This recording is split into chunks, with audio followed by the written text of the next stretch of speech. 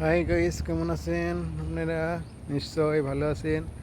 আজকে আপনাদের সুন্দর সুন্দর গাছ দেখানোর চেষ্টা করব এবং সেই সঙ্গে আপনাদের শাপলা দেখাবো এবং শাপলা কালার সহ দেখাই দেবো। এই যে পানি দেখতেছেন, সেই সঙ্গে এই যে হাতে দিয়ে ধরে দেখাই দিলাম শাপলারের ভিতরটা।